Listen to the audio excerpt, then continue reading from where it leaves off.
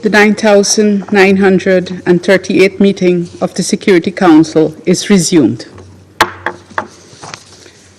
I wish to remind all speakers to limit their statements to no more than 4 minutes in order to enable the Council to carry out its work expeditiously. The flashing light on the microphone will prompt speakers to bring their remarks to a close after 4 minutes. I now give the floor to the representative of Tunisia. Thank you, Madam President.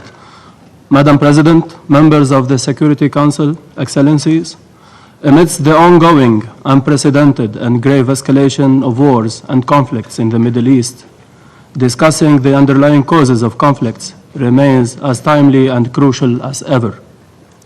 The interlinkage between poverty, underdevelopment, and conflict is neither abstract nor coincidental. It is a lived reality for millions and a persistent threat to the very foundation of international peace and security. Madam President, Tunisia approaches this debate with conviction grounded in experience.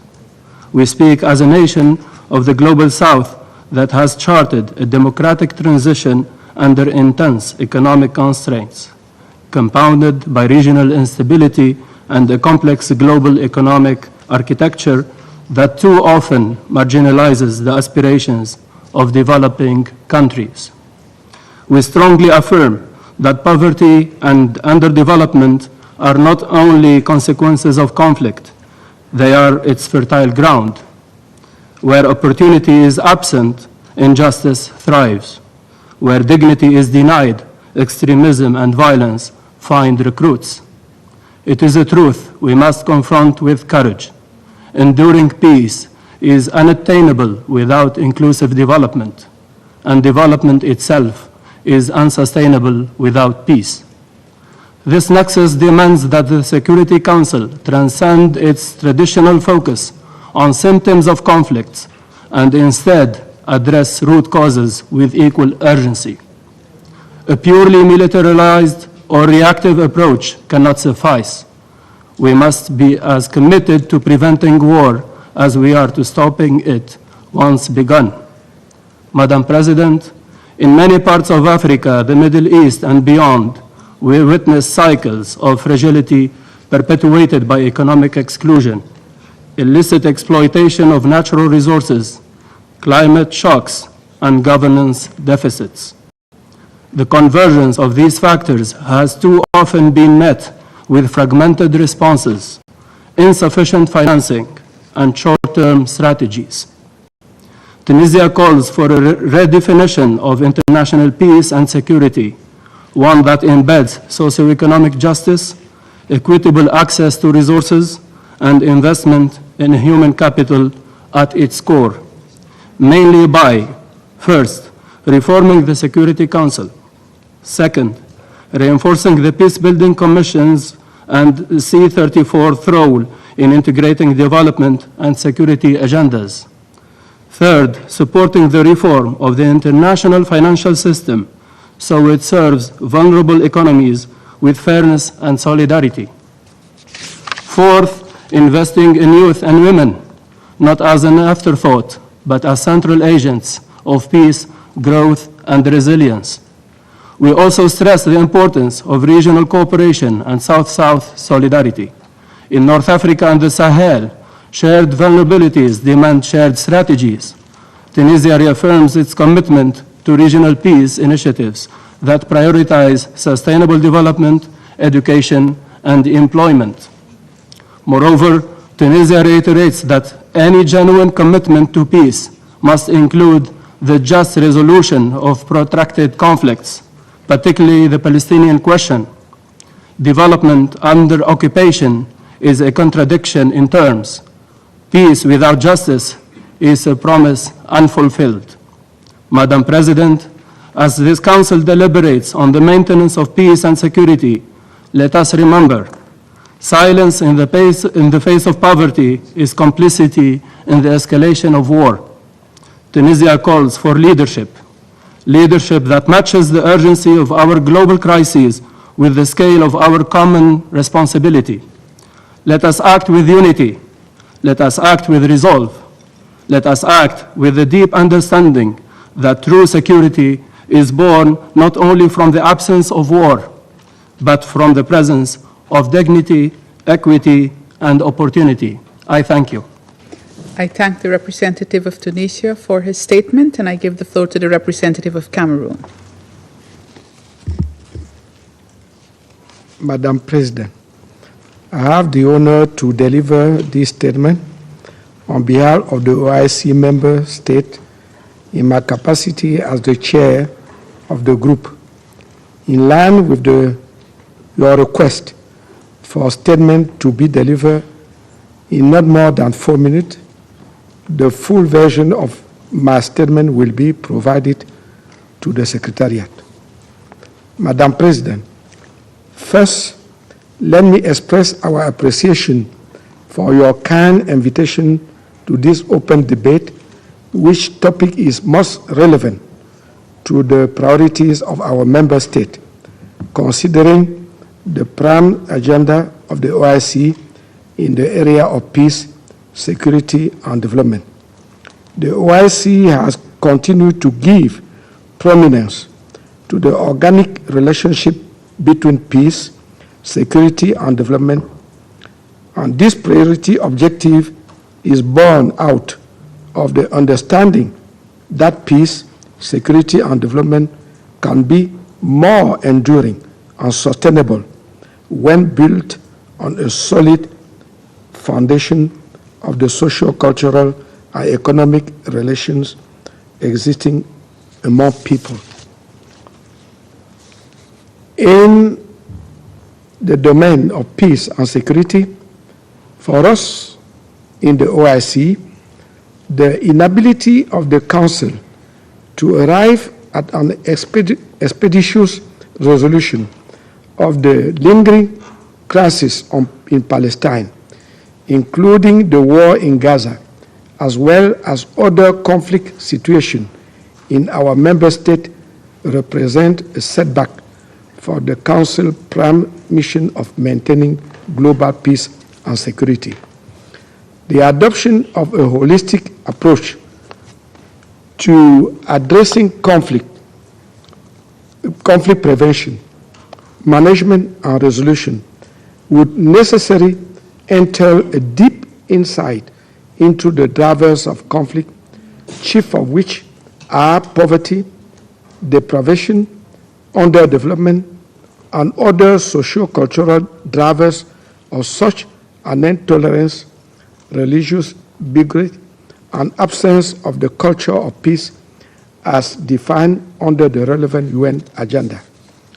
Madam President, it is also known fact that attainment of UN Sustainable Development Goals has continued to face such constraints, chief of which are inadequate financial resources, the proliferation of political conflicts, as well as pervasive insecurity that need to be addressed.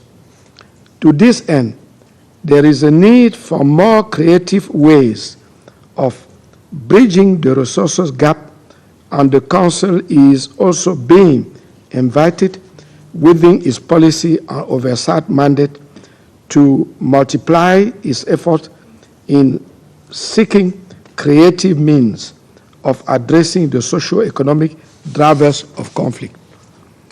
At a way forward, the Council may wish to give consideration to increasing synergies within the relevant UN organs while expanding collaboration with regional organizations, the organized private sector, as well as the civil society organization, for a more inclusive approach to addressing these critical issues. On its own part, the OIC and its various specialized financial institutions will continue to support the implementation of the SDGs through its dedicated funds for socio-economic development in its member states, including such creative ways as mainstreaming Islamic financial products and Islamic social finance and philanthropy, amongst others.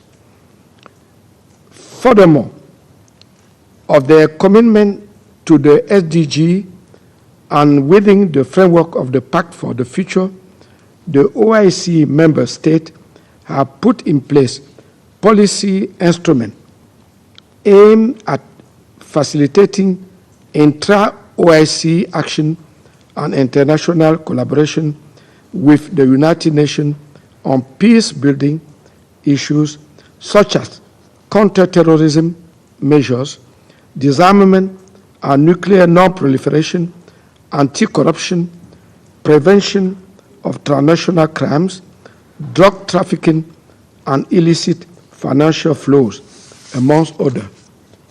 Madam President, in conclusion, and in the domain of promoting interreligious tolerance as a means of deepening the culture of peace, the OIC commends the United Nations appointment of a special envoy on Islamophobia within the framework of the relevant resolution of the UN General Assembly, which designate 15 March as the International Day to combat Islamophobia.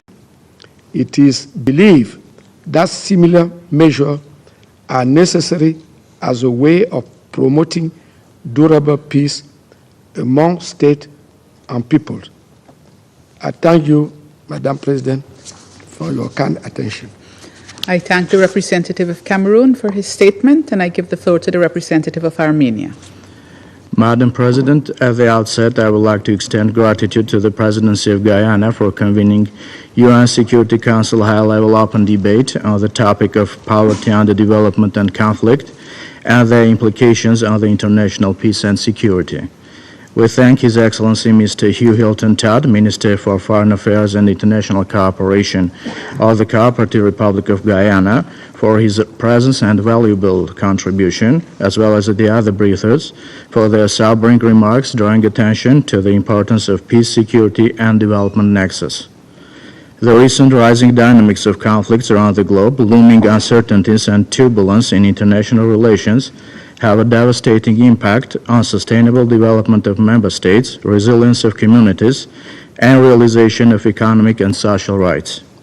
The uncontrolled and unabated military buildup, including in our region, diverts the financial resources from achieving the 2030 Agenda for Sustainable Development and implementing the pledge of leaving no one behind. The shrinking ODA further exacerbates the socioeconomic situation in developing countries, where poverty, underdevelopment, inequalities within and between societies can fuel tensions and conflicts.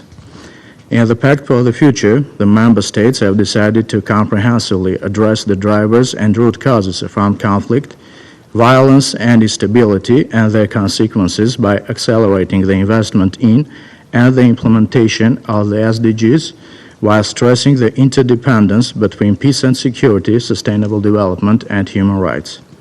Madam President, we strongly believe that sustainable development should be anchored on strong democratic institutions, upholding of fundamental human rights, justice, and peace in the society and worldwide. Armenia strives to achieve just and sustained peace in the region, including through initiatives aimed at unlocking its economic and trade potential. One such initiative is the Crossroads of Peace project by the government of the Republic of Armenia. Having the alignment of economic interests with long-awaited peace and stability at the heart of its concept, it aims to shift the paradigm of relationship in the region by building on common interests in various fields of development, such as trade and transport, and promoting people-to-people contacts. Guided by the vision of comprehensiveness, inclusiveness, equitable use of regional infrastructure, the Crossroads of Peace project aims at the development of communications between countries of the region and beyond, with full respect for the sovereignty, jurisdiction, territorial integrity, and principles of equality and reciprocity. Madam President, summing up, we would like to highlight that enhanced international cooperation is essential for matching words to deeds with regard to addressing the underlying causes of conflicts, such as poverty, exclusion, food insecurity, and lack of essential means of subsistence.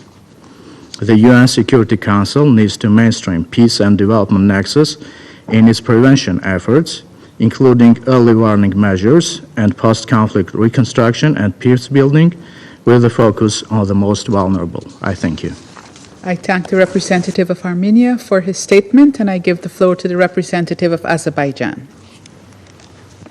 Thank you, Madam President. I would like to begin by commending Guyana for convening this important meeting. Madam President, Azerbaijan has been a staunch promoter of the people-centered development approach, including through transformational changes to remodel the country's economy with a focus on sustainability, inclusive growth, social justice, and clean energy. Furthermore, Azerbaijan has become one of the key transport and logistics hubs between Europe and Asia, greatly contributing to the development of trans-regional connectivity projects, investing in transport infrastructure, and widening cooperation with regional partners. These efforts were undertaken and tangible results were achieved despite the ruinous consequences of the aggression that Azerbaijan faced since the early 1990s. Azerbaijan's experience demonstrates that upholding international law, especially respect for sovereignty and territorial integrity, is indispensable for preventing and resolving conflict, and also for fostering development.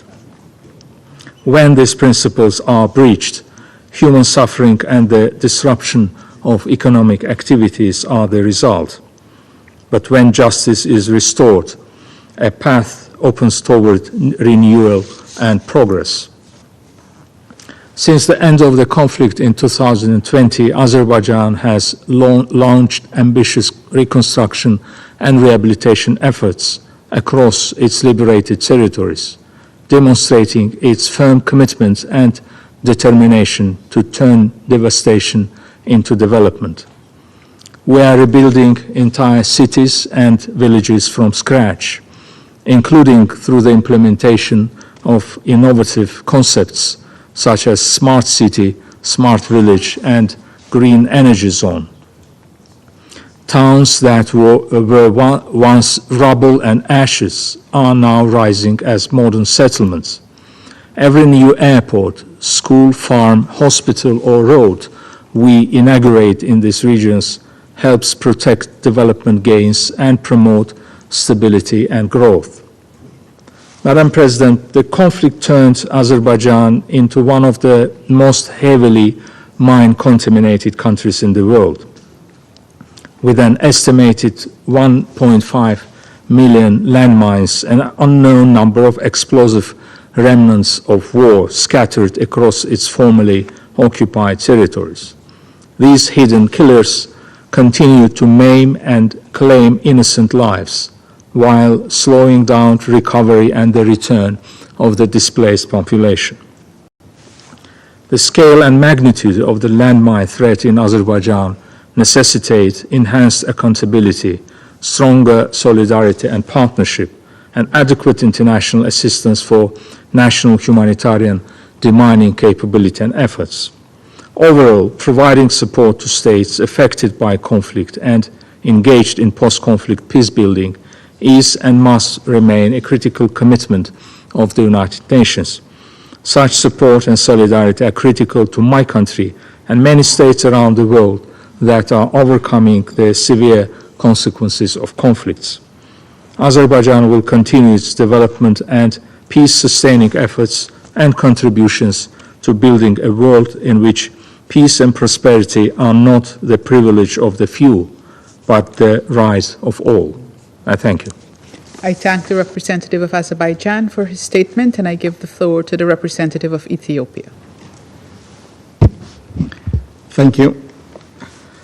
I would like to thank you, Madam President, to you and your delegation for convening this high-level open debate on such an important issue during the presidency of Guyana for the month of June.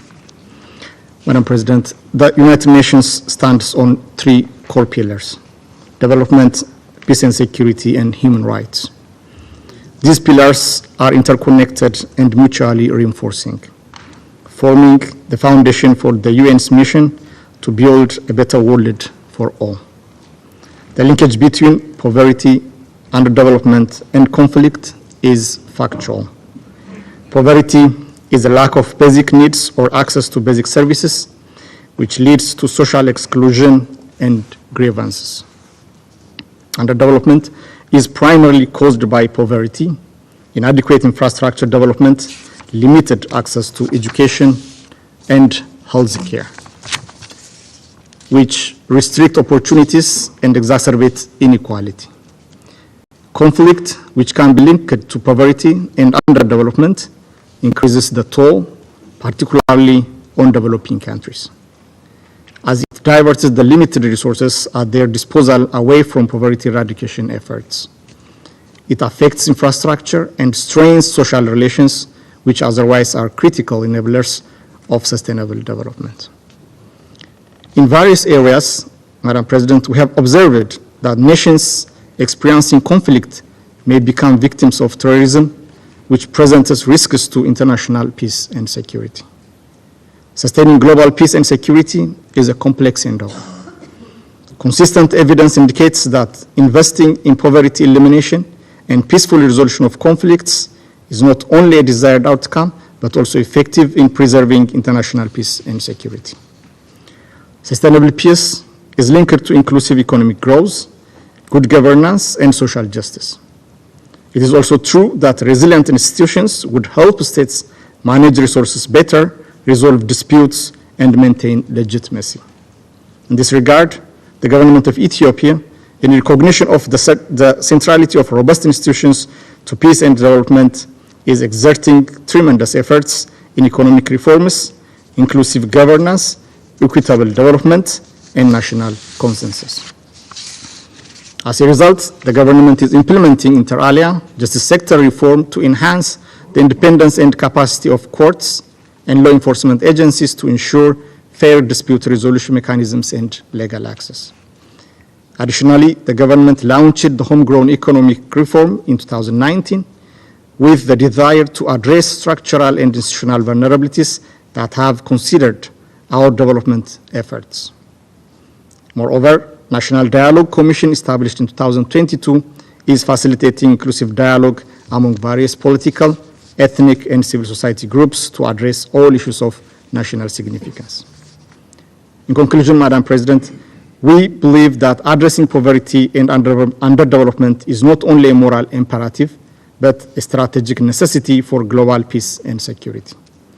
Global challenges require coordinated responses. The UN, IMF, the World Bank, regional organizations such as the African Union, and other stakeholders must align maintenance of peace with development based on national priorities. Investments in the promotion of human development, institutional capacity building, and conflict resolution are essential elements for the maintenance of international peace and security. I thank you. I thank the representative of Ethiopia for his statement, and I give the floor to the representative of Paraguay.